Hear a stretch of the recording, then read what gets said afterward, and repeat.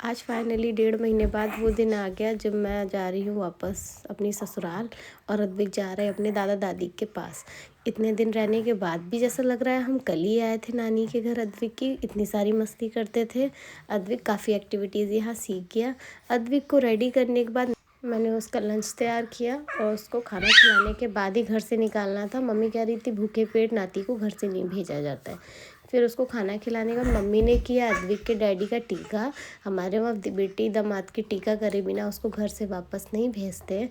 घर में थोड़ा टेंस्ड माहौल था, इसलिए मैं थोड़ा खुश होकर के लोगों को एंटरटेन करने की कोशिश कर रही थी। मम्मी ने जब अद्विक का टीका किया तो फिर अद्विक उस समय बहुत तेज़ तेज़ रो रहा था। फिर जब उसे पैसे दिए ना तो वो तुरंत ही पैसे पकड़ लिया। इधर नैन्सी अद्विक को छोड़ ही नहीं रही थी, मम्मा भी रो रही थी। बहुत ही इमोशनल टाइम होता है एक बेटी के लिए अपने घर से वापस आना, चाहे वो कितने भी दिन रुकी हो। तो उसके बाद मैं जो है डैडी से मिली, मम्मा से मिली। मम्मा पूछने लगी, अभी तो मैं निकली नहीं, पहले ही पूछने लगी जल्दी आ जाना, कब आओगी। वैसे तो हमारा प्लान था कि हम अभी जनवरी पूरा काट के जाएंगे यहाँ पे और फरवरी में भी रुकेंगे, लेकिन अद्विक का कराना है हमें मुंडन फेब में। तो 1 फेब को होने वाला है अद्विक का मुंडन, इसलिए मुझे वापस जाना पड़ रहा है अर्जेंटली। तो उसके बाद अद्विक ने जो है ना मासी को अपनी सी ऑफ किया। नानी उसकी तो उसको छोड़ ही नहीं रही थी, उनको बिल्कुल अच्छा नहीं लग रहा था कि उनका बाबू वापस जा रहा था। तो लेकिन क्या करें, अब आए हैं तो जाना तो है ही।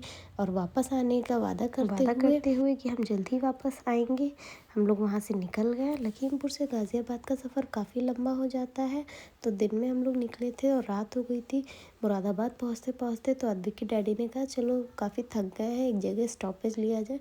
फिर हम लोग वहाँ पे रुके।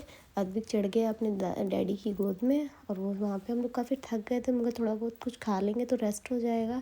हम लोग उस रेस्टोरेंट के अंदर पहुँचते ही अद्विक जो है ना बड़ा खुश हो गया अलग अलग तरीके की लाइट्स देख के। उसे तो लाइट्स वैसे भी बहुत पसंद है।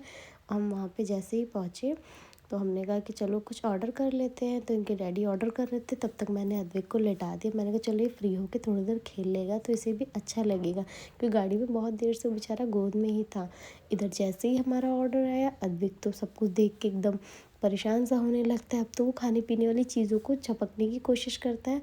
तो अद्विक ने को जो है उसके डैडी ने एक फ्रेंच फ्राइज़ अच्छे से ठंडा करके और उसका ऑयल सोक करके पकड़ा दिया। अभी वो खाना नहीं जानता है, बस उसे कोई ना कोई चीज़ पकड़नी होती है। नाश्ता करने के बाद हम लोग निकल गए वापस घर के लिए। घर पहुंचते पहुंचते हमें बज गया था रात के 9:30। अब बचा है हमारे पास बीच का एक दिन, उसके बाद होना है अद्विक का मुंडन। मिलते हैं नेक्स्ट व्लॉग में। अद्विक का मुंडन कहाँ हो रहा है और कैसे हो रहा है ये मैं आपको नेक्स्ट व्लॉग में बताऊँगी।